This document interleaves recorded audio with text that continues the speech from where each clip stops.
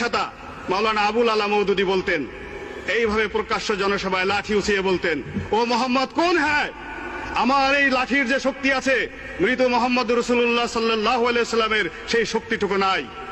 এই হলো তাদের ইসলাম, এই হলো তাদের ধর্ম। যদি ধরেন আর ইতিহাস পিছনে যান, জামায়াত ইসলামী যে তথ্যের ভিত্তিতে রাজনীতি করে সেই তথ্যকে বলা হয় মওদুদিবাদ। মাওলানা আবুল আলা মওদুদী যে তথ্যের ভিত্তিতে রাজনীতি শুরু করেছিল তাকে বলা হয় ওয়াহাবিবাদ।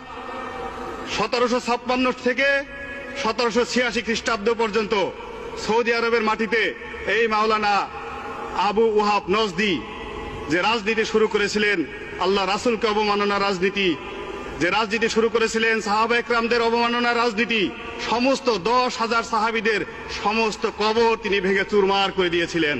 এবং তিনি একই কথা বলতেন যে মুহাম্মদুর রাসূলুল্লাহ এবং তার সাহাবী যারা মারা গেছেন তাদের ন্যূনতম শক্তি নাই, তাদের কোনো ক্ষমতা নাই, তাদের কোনো মর্যাদা নাই।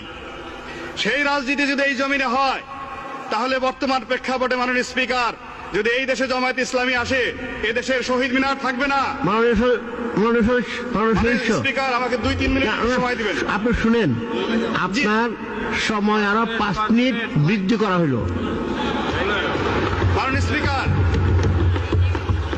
যদি জামায়াত ইসলামী এবং তার দোসরেরা এই দেশের রাষ্ট্র ক্ষমতায় পুনরায় আসে কি হবে?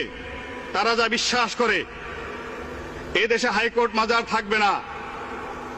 এই দেশে তারা প্রথম যে কাজ করবে, এই জিয়াউর রহমানের মাজার তারা নিজের হাতে ভেঙে ফেলবে সেই দিন। কেননা তারা বিশ্বাস করে মাজারে